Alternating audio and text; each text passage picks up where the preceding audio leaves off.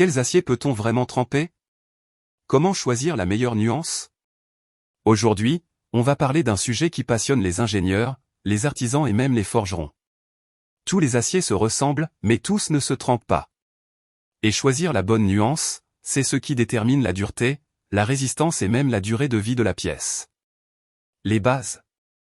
C'est le carbone qui décide, mais pas seulement. La trempabilité d'un acier dépend d'abord du taux de carbone. Moins de 0,3% de carbone, ce sont les aciers doux, S235, S355. Impossible d'obtenir une vraie martensite. Il reste mou même après trempe. Utilisé pour la structure, la tôlerie, la chaudronnerie. Entre 0,35 et 0,6%, ce sont les aciers mécaniques, C35, C45, 42 CrMo4, 40 CrNimo. Ce sont les aciers polyvalents. Ils prennent très bien la trempe, montent en dureté, puis récupèrent leur ténacité au revenu. Parfait pour arbres, axes, engrenages, pièces beaucoup sollicitées.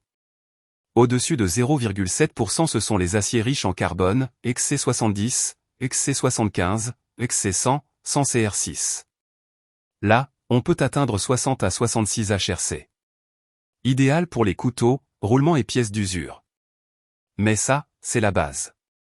En réalité, la trempe dépend aussi des éléments d'alliage, chrome, molybdène, vanadium, tungstène, etc. Ces éléments augmentent la trempabilité, c'est-à-dire la capacité d'une pièce à être trempée à cœur, même si elle est épaisse.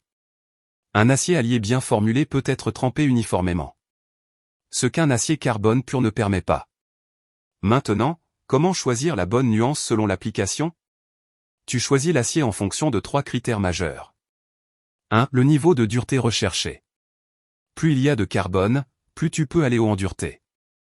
2. La ténacité nécessaire. Les aciers trop riches en carbone deviennent cassants. Si ta pièce doit encaisser les chocs, on préférera un acier allié de type 42 CrMo4, 40 CrNimo, 30 CrNimo8. Parfait pour une bonne trempe plus une bonne résilience.